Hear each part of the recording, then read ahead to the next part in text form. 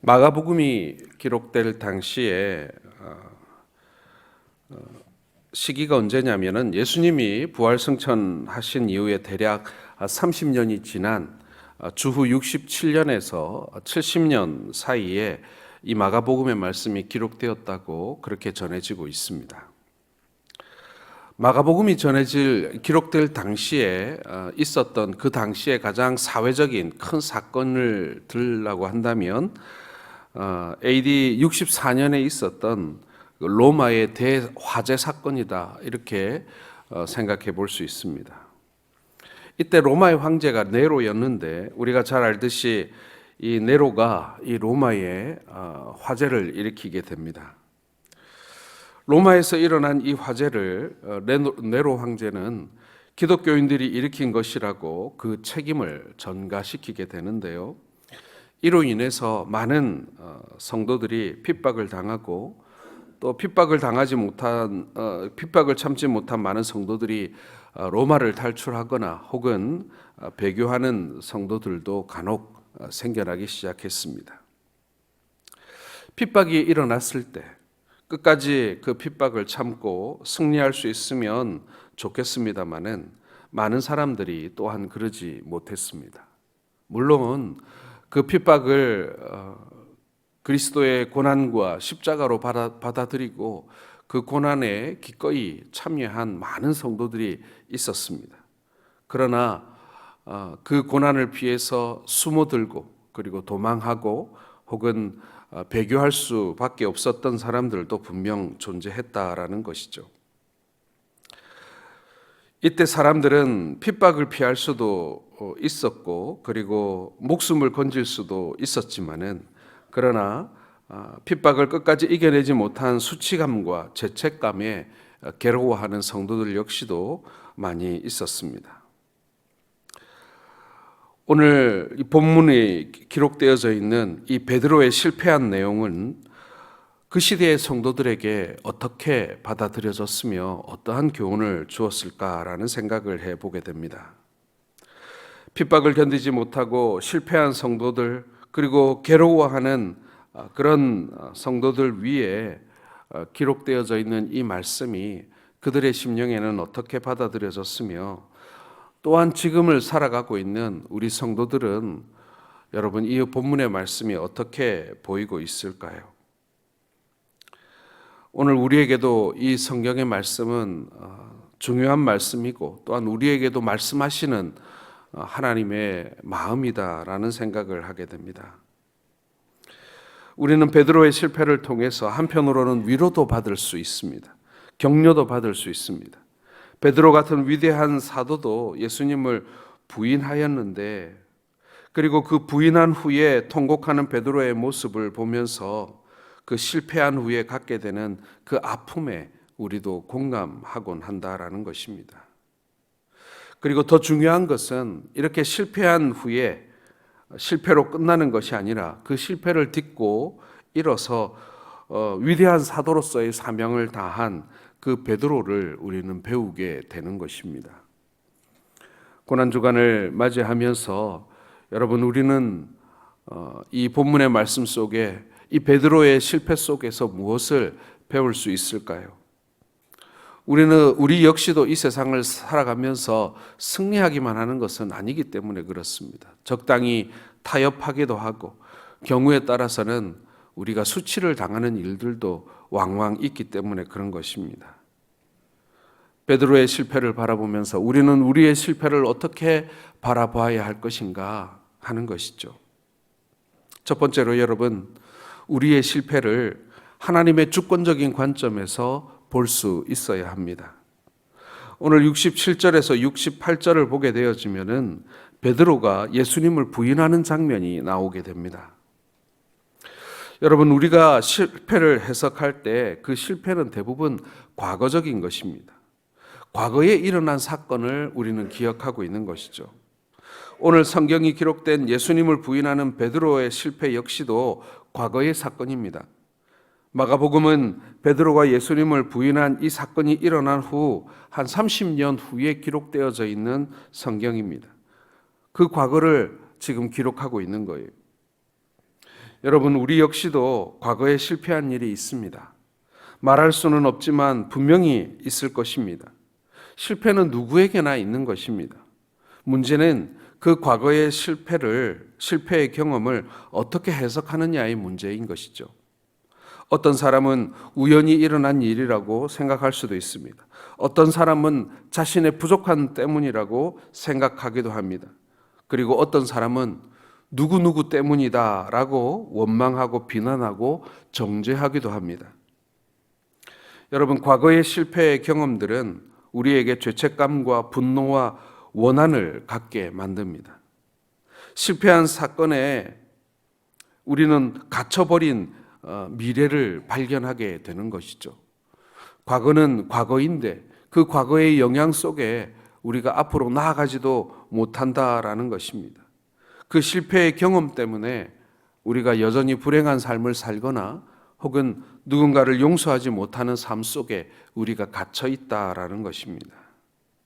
이때 여러분, 우리 신앙인들은요, 실패를 하나님의 관점에서 볼 수 있어야 합니다. 그래야 우리가 그 실패에서 중요한 교훈을 배울 수 있는 것이죠.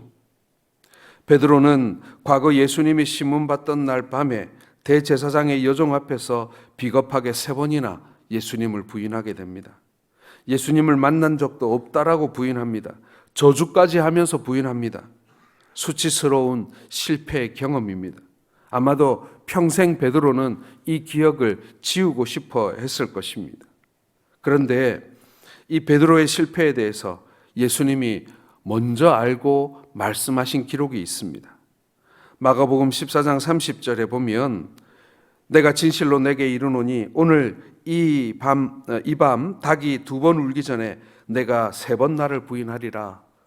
우리 주님께서는 이 베드로의 실패에 대하여 말씀하고 있는 것입니다. 이 말씀대로 이루어졌다라는 사실 여러분 알게 되겠지요. 베드로의 실패는 하나님의 섭리 가운데 이루어진 일입니다. 우리가 되어진 과거의 모든 일은 하나님의 이루심의 관점에서 해석해야 한다라는 것입니다. 이럴 때 우리는 2가지를 꼭 잊지 말아야 합니다. 하나는 하나님의 주권이고 또 하나는 하나님의 성품입니다. 요셉의 인생을 살펴보면요, 이 요셉의 의도와는 상관없는 삶을 사는 것을 보게 됩니다. 12형제 가운데 그는 유독 아버지의 사랑을 독차지한 아들이었습니다. 요셉의 의지와는 상관이 없습니다. 아버지가 그저 요셉을 더 사랑했을 뿐이에요. 그로 인해 형제들에게 미움을 받고 미디안 상인에게 팔려서 보디발의 집에서 종살이를 하였습니다. 이것도 요셉의 의지와는 상관이 없었습니다. 보디발의 아내로부터 누명을 쓰고 옥살이를 합니다. 이것도 요셉의 의지와는 상관이 없습니다. 그때에는 그 일들이 왜 일어났는지 몰랐어요. 그런데 그가 모르는 그 일들 속에 하나님의 주관하심이, 하나님의 주권이 개입되어 있었다라는 것입니다. 여러분, 우리들도 주어진 환경 때문에 많은 실패를 하곤 합니다. 태어난 환경이 어떻게 우리 마음대로 되겠습니까? 태어나 보니 아버지가 알코올 중독자였습니다. 태어나 보니 가정이 너무나도 가난했습니다. 태어나 보니 우리의 외모는 결정되어 있었습니다. 내 의지와는 상관없이 내가 어쩔 수 없이 처하는 환경을 하나님의 주권적인 관점으로 보는 것입니다. 내 의지로는 변화시킬 수 없는 지나간 과거를 우리는 보게 되는 것이죠. 이러한 하나님의 주권의 문제 더불어서 우리는 하나님의 성품을 이해해야 합니다. 하나님의 성품은 여러분 사랑입니다. 합력하여 선을 이루는 분이고 어떠한 실패 속에서도 우리를 여전히 사랑하시는 분이라는 것입니다.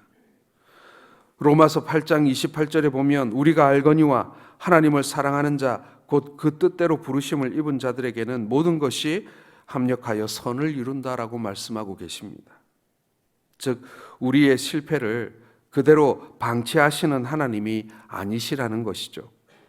하나님의 이루심이라는 새로운 각도로 해석하는 것입니다. 모든 것을 합력하여 선을 이루시는 하나님의 시각으로 나의 실패를 해석하는 것입니다. 우리의 실패를 하나님의 주권과 하나님의 성품적인 관점에서 바라보게 된다면 우리의 실패는 거침돌이 되는 것이 아니라 디딤돌이 될 수 있다라는 말씀인 것입니다. 어떤 사람은 지나친 자기 합리화라고 비판하실 수도 있습니다. 하지만 우리의 모든 인생은 하나님의 주권적 역사 아래에 있습니다. 베드로가 부인하고 싶어서 부인한 것이 아닙니다. 하나님은 우리의 인생이 실패로 끝나는 걸 원치 않으십니다. 실패를 딛고 일어나기를 바라시는 것이죠.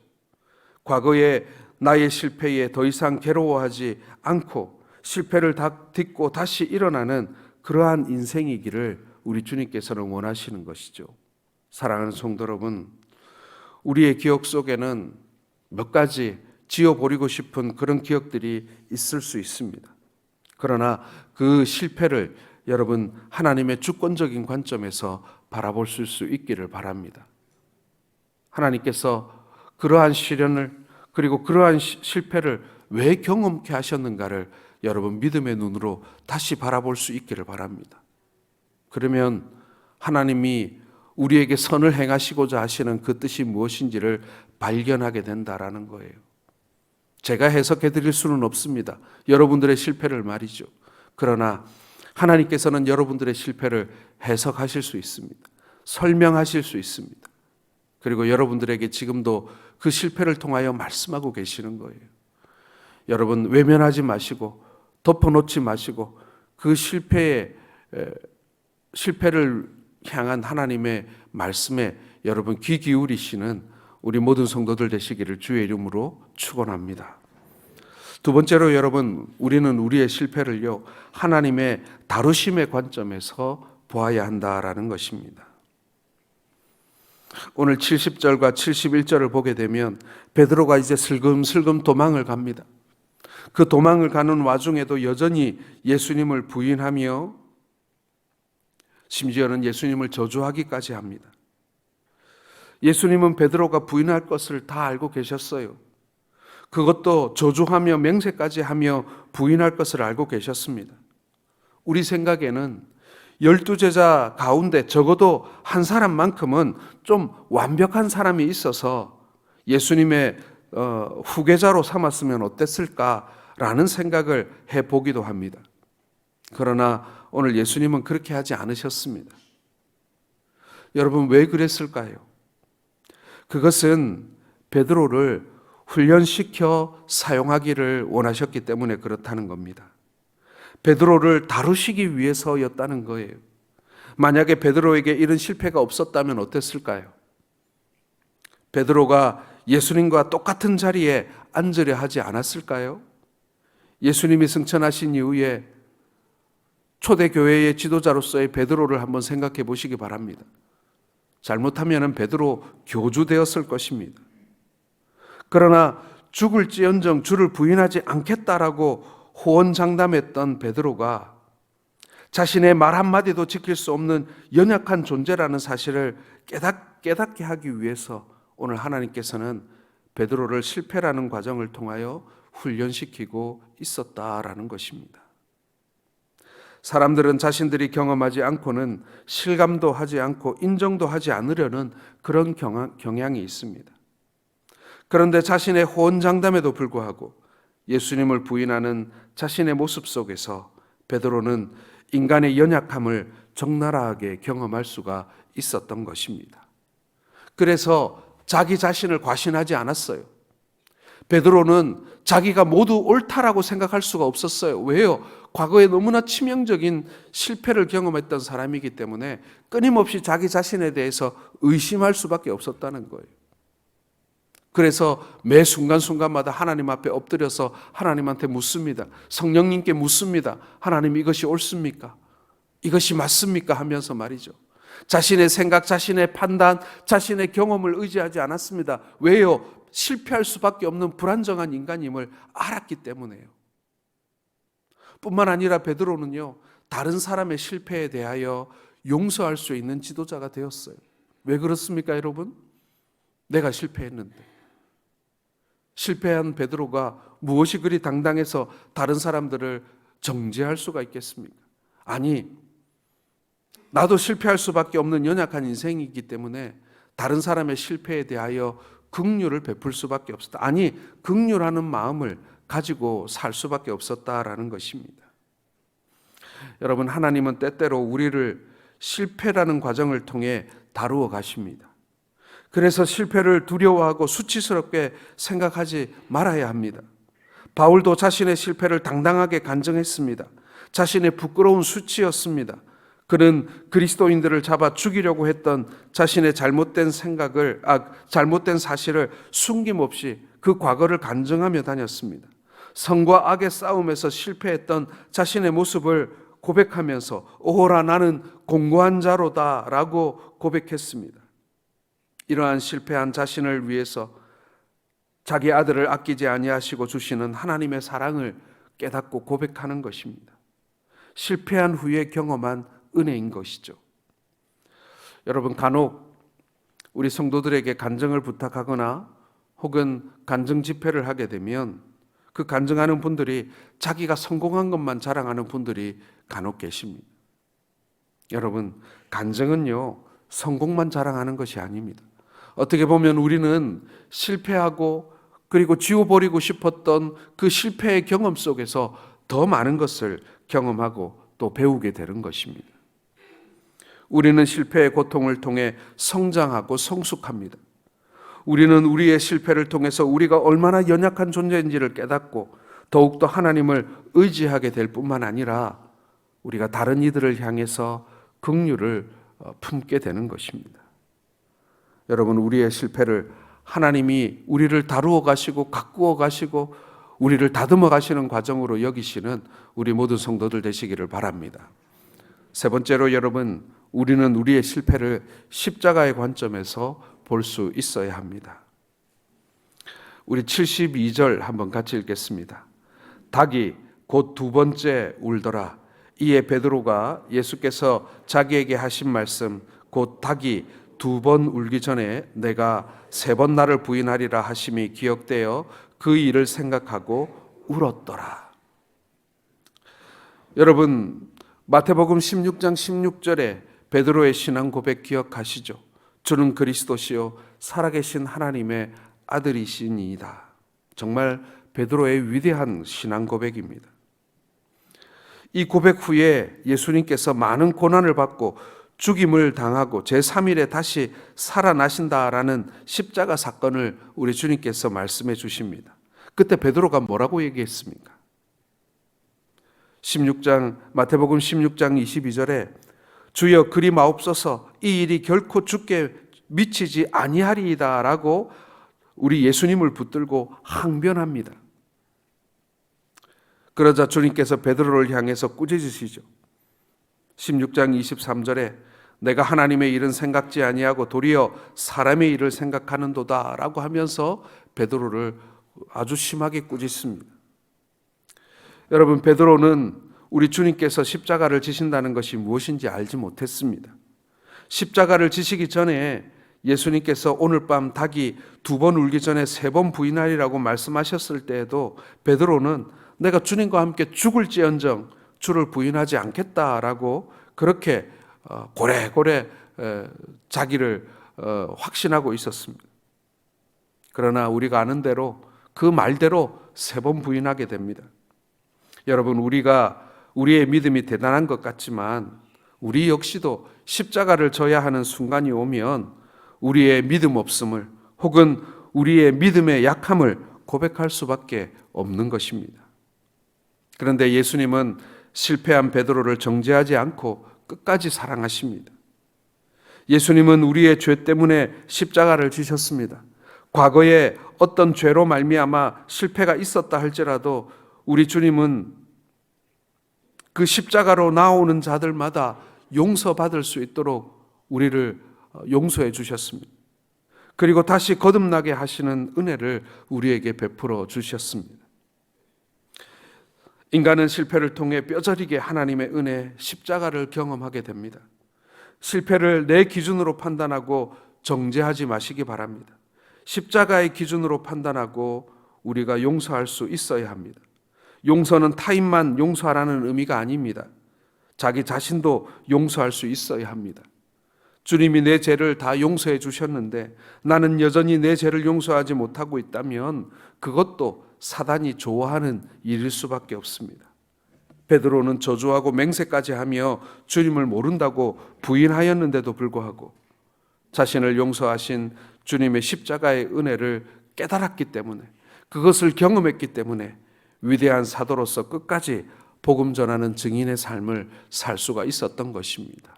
사랑하는 성도 여러분, 우리가 실패한 그 과거의 기억을 어떻게 지우개로 지우듯이 지워버릴 수가 있겠습니까?